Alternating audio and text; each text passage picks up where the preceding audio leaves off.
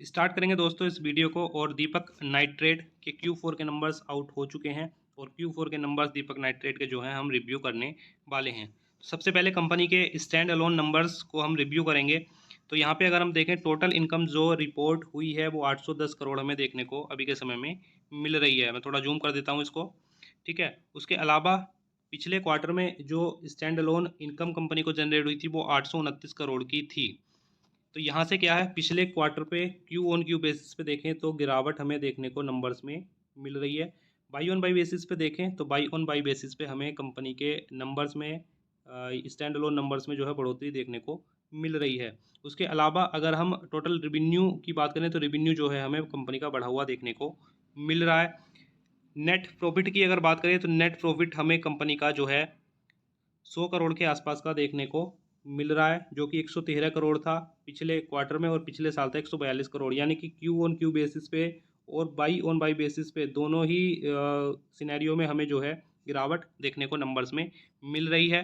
उसके अलावा net profit की बात करें तो नेट प्रॉफिट जो कंपनी का सालाना है स्टैंड अलोन, वहाँ पे भी जो है गिरावट हमें देखने को इसमें मिल रही है। तो गिरावट के पीछे का रीज़न क्या है कि कंपनी के जो एक्सपेंसेस हैं, एक्सपेंसेस कंपनी के बढ़ते हुए नज़र आए हैं। यानी कि टोटल एक्सपेंस का हम कंपैरिजन करें तो पिछले क्वार्टर के बराबर रहे हैं, लेकिन पिछले साल के मुकाबले काफ़ी ज़्यादा हमें एक्सपेंस बढ़ते हुए देखने को मिल रहे हैं। यानी कि सालाना बेसिस पे एक्सपेंस की बात करें तो 100 करोड़ से भी ज़्यादा का एक्सपेंस कंपनी का बढ़ता हुआ हमें देखने को मिल रहा है।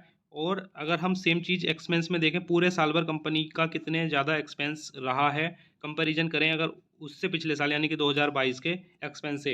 एक्सपेंस इसलिए बढ़े हैं क्योंकि दोस्तों ये जितनी भी केमिकल की कंपनियां हैं बड़ी स्ट्रगल कर रही थी अपने मार्जिन को लेके, क्योंकि जो भी रॉ मटेरियल इनके जो प्रोडक्ट को तैयार करने में लगता है वो काफ़ी ज़्यादा महंगा इनको मिल रहा था। ऐसे में इनके जो मार्जिन थे यानी कि कंपनी का जो ओपीएम था वो लगातार दोस्तों टूटते जा रहा था।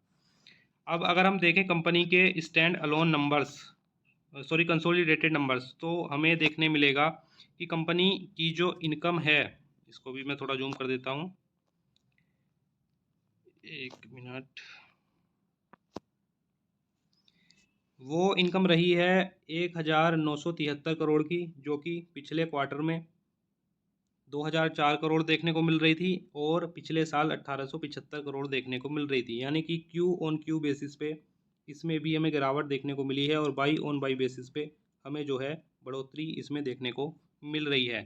सालाना बेसिस पे देखें तो 2023 में 8019 करोड़ की इनकम कंपनी ने जनरेट की है, जो कि 2022 में 6844 करोड़ थी। यहाँ से जो है कंपनी की जो सालाना बेसिस पे जो इनकम है वो बढ़ती हुई देखने को मिली है। अब यहाँ पे जो नेट प्रॉफिट है हमें देखने मिलेगा कि 223 करोड़ का कंपनी ने नेट प्रॉफिट, 233 करोड़ का कंपनी ने नेट प्रॉफिट जनरेट किया है, जो कि क्यू ऑन क्यू बेसिस पे बढ़ता हुआ नज़र आ रहा है लेकिन बाई ऑन बाई बेसिस पे गिरता हुआ नज़र आ रहा है।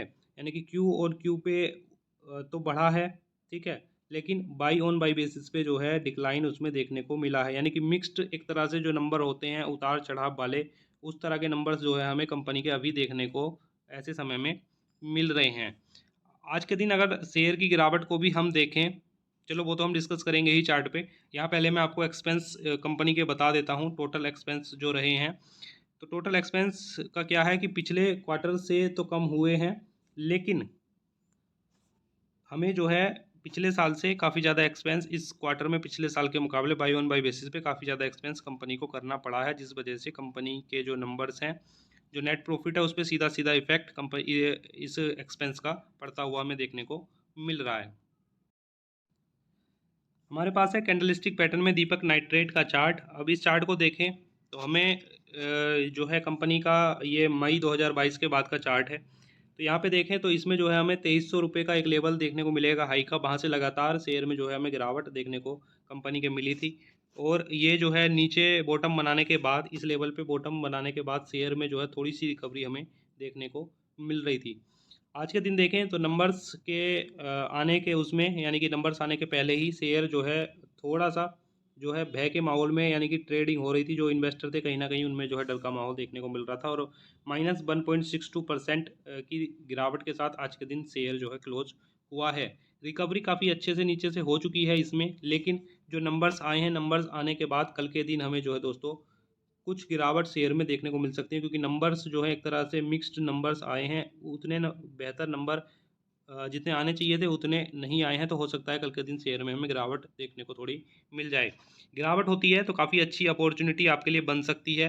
बाई करने के लिए आप इसमें जा सकते हैं। सभी को पता है दीपक नाइट्रेट कंपनी कितनी कमाल की है, और हमने एशियन पेंट के नंबर्स में देखा है कि एशियन पेंट के नंबर्स में बढ़िया तेज़ी हमें इस क्वार्टर में देखने को मिली है। तो हो सकता है दीपक नाइट्रेट भी जो है कुछ अच्छी प्रोग्रेस करता हुआ हमें अगले क्वार्टर में या उसके बाद देखने को मिल जाए। तो बाई करने के लिए जाया जा सकता है। कल के दिन गिरावट होती है और नहीं भी गिरता है तो भी करंट लेवल बाई के लिए एकदम आइडियल प्राइस है। लॉन्ग टर्म के लिए शेयर को बाई करके आप जो है चल सकते हैं।